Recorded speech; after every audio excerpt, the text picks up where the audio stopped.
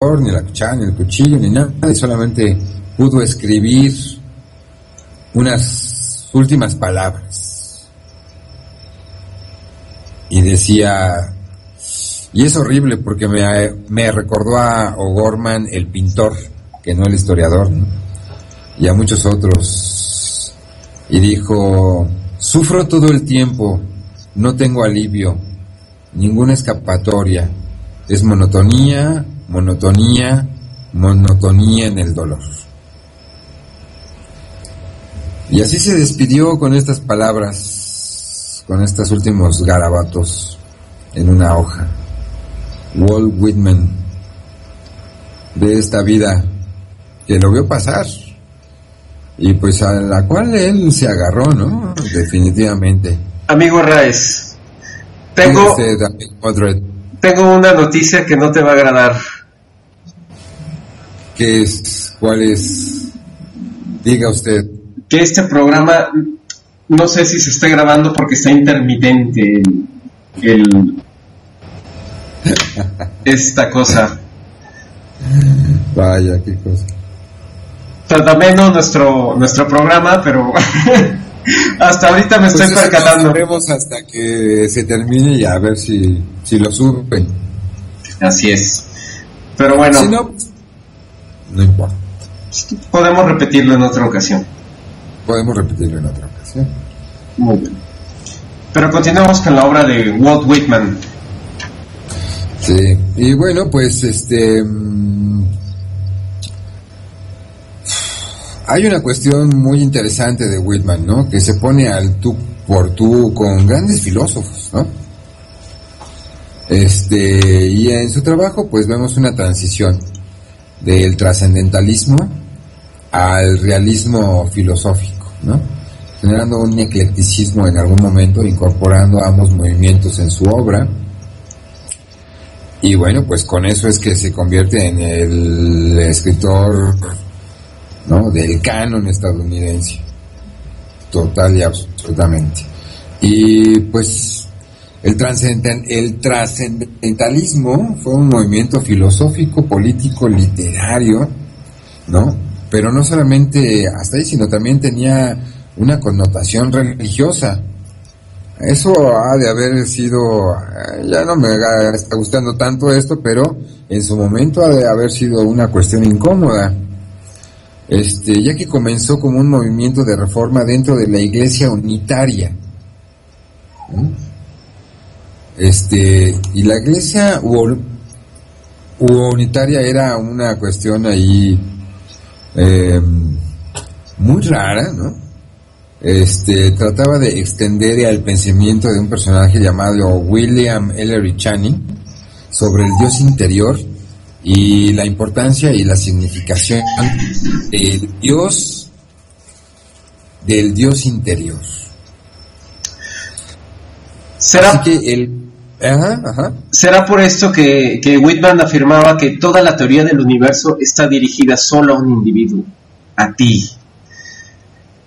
Es como un principio gnóstico esto, ¿no te parece? Y de hecho se basa en esta cuestión del unitarismo, ¿no? Que es una corriente de pensamiento teológico, obviamente cristiana, que afirma la unidad de un solo Dios, ¿no? En sentido genérico. Y en alguna forma dialéctica se puede anteponer al dogma de la Trinidad, como por ejemplo, ¿no? Y se une a otras corrientes que rechazan también este dogma de la Trinidad, ¿no? Como fue el adopcionismo, el arrianismo, el socianismo, el servitismo, etcétera. Y en el otro lado, ¿no?, tenemos el realismo filosófico, ¿no? Y el realismo filosófico va a tratar de ser una ruptura, ¿no?, y una contraargumentación, ¿no?, un opuesto al idealismo, por ejemplo, de Berkeley, o del mismísimo Immanuel Kant. Entonces, imagínate, ¿no? La crítica a la razón pura y ponerse a discutir y contraargumentar al máximo creador de las categorías y de la crítica de la razón pura, la verdad, qué densidad. Y bueno, en su forma extrema, conocida como realismo ingenuo, se piensa que las cosas percibidas por los sentidos son en rigor lo que parecen ser. Muy al contrario de lo que podríamos percibir en este momento, ¿no? Al contrario de un panteísmo, como tú nos señalabas, ¿no? Tenemos el multiculturalismo, que no necesariamente multiculturalidad, aunque, ¿no? Que es una forma, pues digamos que placentera, egótica, encerrada, ¿no? Del sistema, tal vez. Pero bueno, y hay todo un discurso filosófico, obviamente, en su obra, y hay que diferenciar, ¿no? Este realismo filosófico y con lo que realismo quiere decir, ¿no? De el realismo que se hacía referencia, por ejemplo, en la filosofía medieval, ¿no? Que trata de formas platónicas o conceptos universales, etcétera, etcétera, etcétera. Así que regresamos a un realismo, ¿no?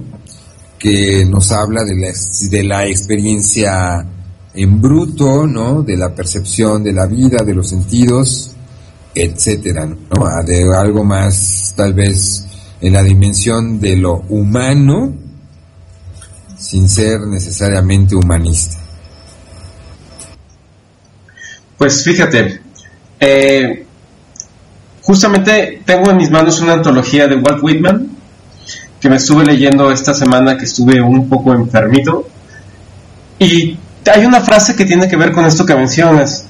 Señala Whitman: surgirá un nuevo orden, y sus hombres serán los sacerdotes del hombre, y cada hombre será su propio sacerdote. ¿Qué tal? Como profético, ¿no? Pero... pues, o antiprofético, porque ojalá realmente cada uno fuéramos nuestro propio sacerdote. Bueno, dice Gilles Lipovetsky que... un nuevo orden ya desde hace rato. Sí, pero ves ya que... de nuevo, orden mundial ya no tiene nada de nuevo. Actualmente no. Pero, por ejemplo, Lipovetsky dice, Gilles Lipovetsky, este filósofo polaco, pues, exiliado en Francia. Sí, ves que él señala que vivimos en el siglo de Narciso. Entonces, en esta era del vacío, entonces, pues esta idea de que cada hombre será su propio sacerdote, pues de alguna manera, pues como que encaja, ¿no? Digamos, fue hasta visionario Whitman en ese momento donde pues, habíamos, bueno, para los que estén escuchando esto grabado, se perdieron de una muy buena primera parte que desafortunadamente parece que no se grabó. No estamos ciertos de que esto haya ocurrido, pero en caso de que sea así, híjole, qué pena, porque estuvo muy entretenido y muy peculiar esa primera parte, ¿no? Sí. Pero a Whitman le tocó la guerra civil gringa, entonces finalmente tal vez estaba un poco lejos, pero fue visionario en muchos aspectos para la cultura gringa. Tal vez sea por eso que sea tan estimado por escritores, actores, gente dedicada al arte, ¿no? En la sociedad norteamericana y mundial, sin duda, ¿no? Yo creo que Whitman finalmente termina siendo un referente por toda esta idea del panteísmo que comentábamos, ¿no? Y por de alguna manera la aproximación que tiene hacia valores esenciales, tanto humanos como la idea democrática, utópica. Finalmente vivía en el país de la libertad y él tenía la libertad de pensar en su propia utopía también, ¿no? Sí, totalmente de acuerdo. Y fíjate, tengo aquí hablando de esta fase que comentamos que era como proto-hippie. Ajá. Tengo un poema de él que se llama No te detengas. Y dice: no dejes que termine el día sin haber crecido un poco, sin haber sido feliz, sin haber aumentado tus sueños. No te dejes vencer por el desaliento. No permitas que nadie te quite el derecho a expresarte, que es casi un deber. No abandones las ansias de hacer de tu vida algo extraordinario. No dejes de creer que las palabras y las poesías sí pueden cambiar el mundo. Pase lo que pase, nuestra esencia está intacta. Somos seres llenos de pasión. La vida es desierto y oasis. Nos derriba, nos lastima, nos enseña, nos convierte en protagonistas de nuestra propia historia. Aunque el viento sople en contra, la poderosa obra continúa. Tú puedes aportar una estrofa. No dejes nunca de soñar, porque en sueños es libre el hombre. No caigas en el peor de los errores, el silencio. La mayoría vive en un silencio espantoso. No te resignes, huye. Emito mis alaridos por los techos de este mundo, dice el poeta. Valora la belleza de las cosas simples. Si puede hacer bella poesía sobre pequeñas cosas, pero no podemos remar en contra de nosotros mismos. Eso transforma la vida en un infierno. Disfruta el pánico que te provoca tener la vida por delante. Vívela intensamente, sin mediocridad. Piensa que en ti está el futuro y encara la tarea con orgullo y sin miedo. Aprende de quienes puedan enseñarte. Las experiencias de quienes nos precedieron, de nuestros poetas muertos, te ayudan a caminar por la vida. La sociedad de hoy somos nosotros, los poetas vivos. No permitas que la vida te pase a ti sin que la vivas. Y bueno, justamente ahorita que hablo de los poetas muertos, hay una película que se llama La Sociedad de los Poetas Muertos, donde justamente es un tema, es un referente Whitman para los personajes en esta historia, ¿cierto? Me imagino que sí. Esta película con el actor que, pues, de hecho, falleció el año pasado, ¿no? Robin Williams. Exactamente, sí. Pero fíjate que la vi, ya no recuerdo del todo. Fíjate, esta idea de que lo que aterra es el silencio, justamente estamos viviendo en México el contexto de Ayotzinapa, donde los padres de los 43 desaparecidos dicen: no nos da miedo el gobierno, nos da miedo que la gente se olvide de nosotros o se calle y no nos apoye. O sea, qué terrible es el silencio. No caigas en el peor de los errores, el silencio, es lo que dice. Y aparte, esto es hasta profético, es: disfruta del pánico que te provoca tener la vida por delante. ¿Cuántas veces habremos sentido eso? Híjole. O sea, creo que todos los días. Pero disfruta del pánico. ¿Qué tal? Sí. Hay pánico, y yo pienso que mucha gente, más que pánico, goza o sufre de una sensación de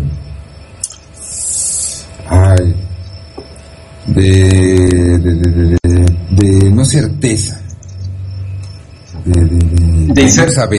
¿De incertidumbre? Incertidumbre, exacto. Quien esté libre de incertidumbre, que lance la primera certeza. Que la lanza primera hace muy bueno, sí. Y yo tengo aquí un poemita también, que no un poemínimo, pero sí un poemita, que se dice: should not your doors, traducir como no me cierren sus puertas. Dice: no me cierren sus puertas, orgullosas bibliotecas, porque todo cuanto está ausente de sus colmados anaqueles y es, por lo tanto, lo más necesario, lo traigo yo. Hice de la guerra un libro, las palabras de mi libro no interesan, la finalidad que se propone constituye el todo. Es un libro diferente, desvinculado de los otros, no concebido por intelecto alguno, pero ha de remover las energías latentes que duermen en las páginas de todos los otros. ¿Qué tal? Me recordó ahorita el depósito de publicaciones de la UNAM, donde después de 5 años acaban regalándolo ahí a todas las secretarias. Y cosas interesantísimas, ¿no? Que nadie lee.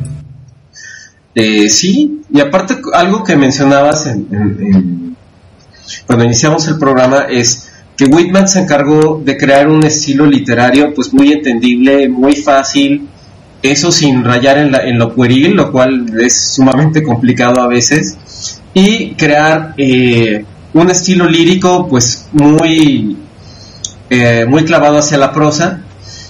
Y justamente pues parte de las mismas ideas de Whitman, que como comentamos pues fue una persona que apenas pudo ir a la escuela en un par de ocasiones y que sin embargo se formó de manera autodidacta, y algunas frases de Whitman lo confirman. Por ejemplo, algunas frases que encontré de él, tiene una que dice: "Do I contradict myself? Very well, then I contradict myself. I am large, I contain multitudes", ¿no? Dice algo así como: ¿acaso me contradigo a mí mismo? Pues muy bien, entonces me contradiré. Yo soy grande y puedo contener multitudes. Y tiene otras frases muy bonitas, muy sencillas, como esta que dice: "Happiness, not in another place, but this place, not for another hour, but for this hour". Algo así como: la felicidad no está en ningún otro lugar, está aquí. No está en ninguna otra hora, solamente en esta hora. O sea, cuánta sencillez, cuánta verdad existe en una frase de este tipo. Y otra más, dice: "Whatever satisfies the soul is truth". O sea, cualquier cosa que satisfaga tu alma es verdad. Genial, ¿no? Esa última es genial. Bueno, todas, pero esa última es contundentemente genial. Sí, y además él continuaba diciendo, por ejemplo: "Be curious, not judgmental". O sea, sé curioso, no juicioso, una cosa así, ¿no?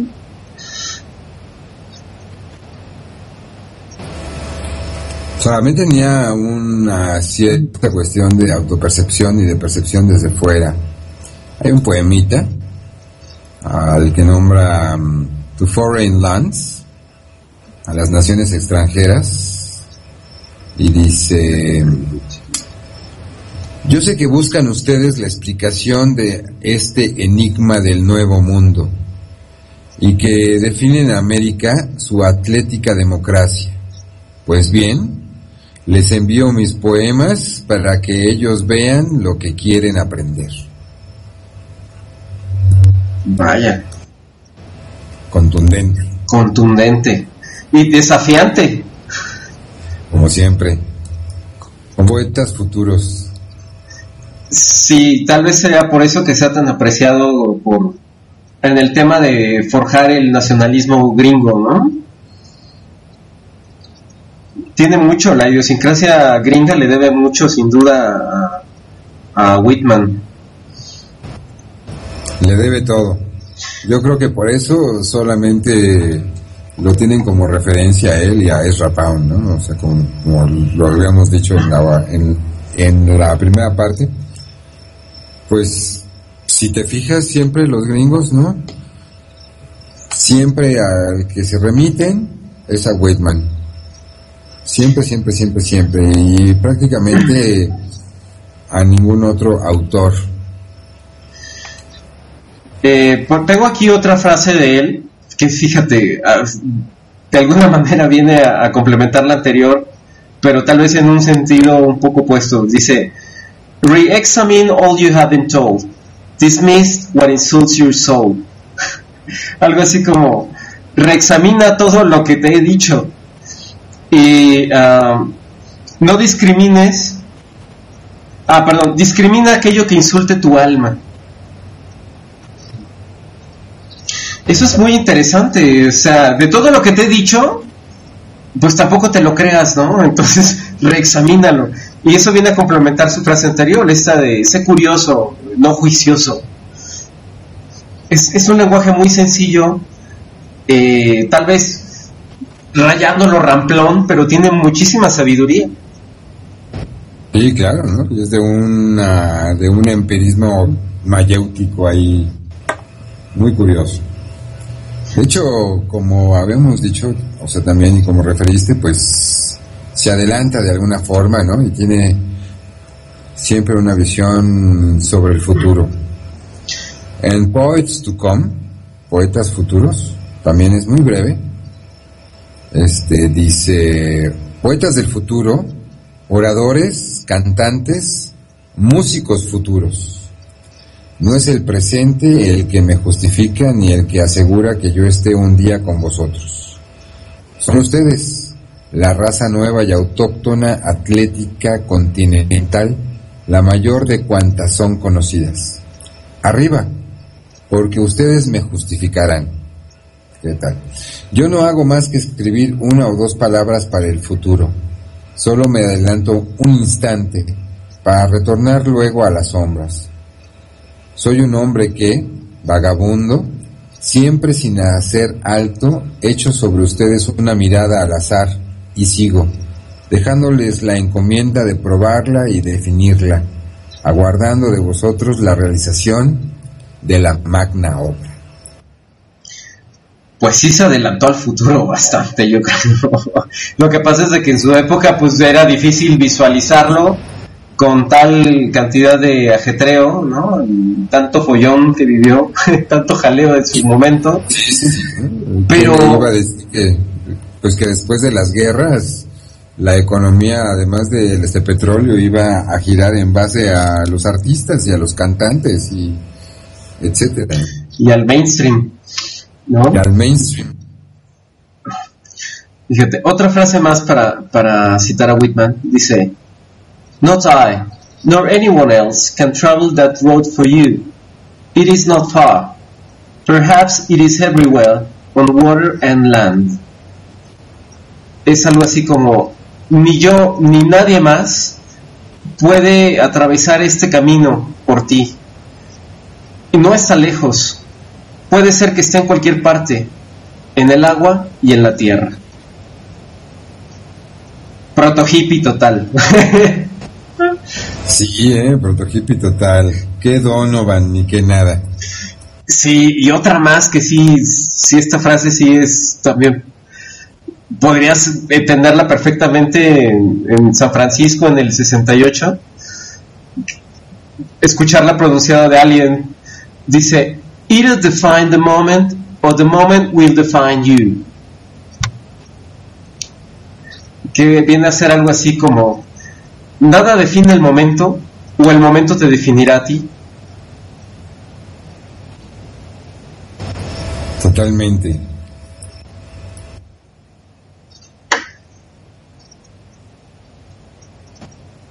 Nos sigue definiendo y nos vamos adaptando siempre al momento. O en todo caso, sobreviviendo al momento. Sí, y también encontré una frase que me remitió mucho a Oscar Wilde. La frase de Whitman dice: Keep your face always toward the sunshine, and shadows will fall behind you. Qué bonita frase. Es mantén tu cara siempre al frente del sol, o mirando al sol, y la sombra caerá detrás de ti. O sea, qué frase tan positiva, qué frase tan bonita. Bueno, la de Wilde es muy trágica, ¿no? Realmente es Oscar Wilde, ¿no? Pero esta frase viene a ser como la antítesis de la de Wilde, que es algo así como decía Oscar Wilde: se puede estar con la cara en el lodo, pero mirando hacia las estrellas. Ya, sí, conozco esa expresión. Es un poco mejor esta de Whitman, ¿no? Digo, al menos es más esperanzadora. Bueno, pero es que Whitman no entra pues en contacto, ¿no? Con estas afluentes decadentistas. Entonces, pues también pues, hay ámbitos y perspectivas pues diferentes, ¿no? Sí, él está en la construcción de una nación, entonces a él le toca ser un poco artífice de la formación de su país, de su historia y de lo que le va a heredar, ¿no? Sí, y aunque critica, ¿no? Claro, porque hace una crítica, pero pues obviamente no va a ser como Wilde, ¿no? Que además pues va en contra de, ¿no? Ajá. Del establishment, etcétera, etcétera, ¿no? Whitman está elaborando el establishment, ¿no? Sí. Sí. De alguna forma, ¿no? Aunque también rompe con otras líneas, obviamente. Sí, y ya para terminar esta participación, una última frase que me pareció muy críptica y pues es una sinécdoque muy rica, una sinécdoque que es una figura retórica que define, donde una parte define el todo, y van a ver qué buen ejemplo. La frase dice: "We were together, I forget the rest". Dice, estábamos juntos, olvidé lo demás. Qué maravilla. ¿Qué ocurrió ahí? Bueno. Era un caballero y tampoco tenía memoria. Sin duda. Como dicen, ¿cómo sería el equivalente en castellano esto? Olvidamos lo demás, ¿no?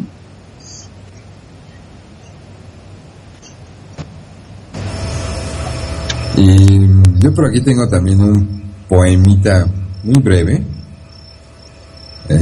que se llama Still Thought the One I Sing, como el himno que todavía canto.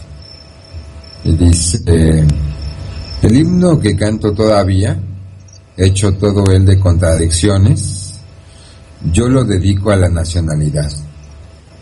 Yo abandono en él la rebeldía, oh latente derecho a la insurrección, oh reina, indispensable fuego. Wow, qué bonito. En una traducción, pues, medianamente afortunada, quiero pensar.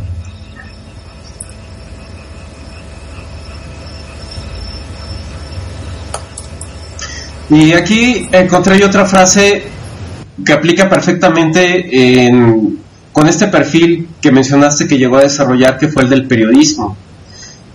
Y dice: "The art of art, the glory of expression and the sunshine of the light of letters is simplicity". Que es algo así como el arte del arte, la gloria de la expresión y la the sunshine, sería como, y el brillo del sol, de la luz de las letras, es la simplicidad, ¿no? O de las cartas, ¿no? Lo que ilumina las cartas es la simplicidad. Cuando uno escribe se da cuenta que está escribiendo bien, cuando lo lees y todo se lee tan simple. Así es. Sencillo, ¿no? De repente si volteas y estás usando una cantidad de analogías y aforismos y preposiciones de más, algo está mal, ¿no? Definitivamente. Y este hombre pues lo expresa muy bien. Vamos entendiendo más y más por qué, ¿no? Es el gran escritor norteamericano. Fíjate, encontré una muy chistosa, dice: "I do not deserve my enemies, but I don't believe I deserve my friends". Así como, no tengo duda en que se lo merezcan mis enemigos, pero no creo que se lo merezcan mis amigos. Sí, que en algún momento dado como que uno merecería a esos enemigos y no merecería a sus amigos.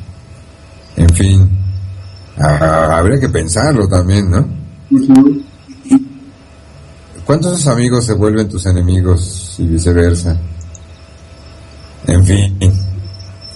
Pero como también habíamos referido y señalaste hace rato, ¿no?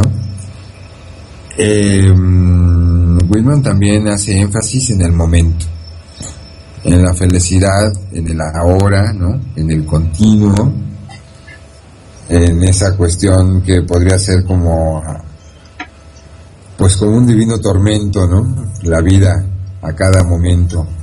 Y dice en un poema que se dice, "This moment yearning and thoughtful", en este momento, sentado a solas, anhelante y pensativo, me parece que en otras tierras hay otros hombres también anhelantes y pensativos.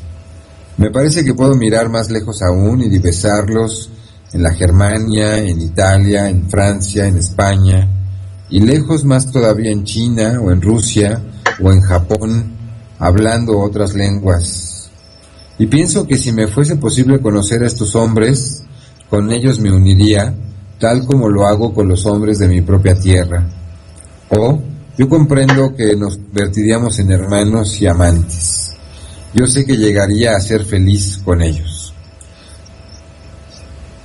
¿Qué tal la protoglobalidad con Whitman? Pero también se infiere un poco una nostalgia, ¿no? Whitman fue el segundo de 9 hermanos que lo pasaron bastante mal. Uno de ellos, de hecho, le tocó asistirlo herido que lo comentaste, en el periodo de la guerra, que es cuando se hace voluntario. Pues de alguna manera su obra está impregnada de lo que ha sido su vida y incluso más adelante él mismo escribe de sí mismo como vagabundo, como muchas facetas en las que vivió. De hecho tiene un poemita que se llama Lo que soy después de todo, y es muy breve y dice: ¿qué soy después de todo? Más que un niño complacido con el sonido de mi propio nombre. Lo repito una y otra vez, me aparto para oírlo y jamás me canso de escucharlo. También para ti tu nombre. ¿Pensaste que en tu nombre no había otra cosa que más de 2 o 3 inflexiones? Esta idea del nombre y de ser el nombre y de que el nombre te defina, nuevamente futureando, Bertolt Brecht, este historiador, tiene una frase que a mí me impactó mucho cuando la leí, porque él dice: solo no eres nadie, necesitas que te nombren. Y bueno, ahora que leo esto de Whitman, pues digo, fíjate, nuevamente futureando, pues qué adelantado estuvo, ¿no? O sea, tan adelantado que se le tachó de todo lo que te puedas imaginar. Se le tachó de homosexual, de bisexual, de todo lo que te puedas imaginar. Y realmente, aunque sus biógrafos lo siguen debatiendo, no está claro que Whitman tuviera ninguna relación homosexual comprobable. Lo que no pasa con, por ejemplo, con el señor Abraham Lincoln, ¿no? En fin, y de repente hubo una tendencia a echar en Whitman, ¿no?, todas esas cuestiones que la mayoría de la gente pues no se atrevía a vivir, ¿no?, o no se atrevía a criticar o a pensar.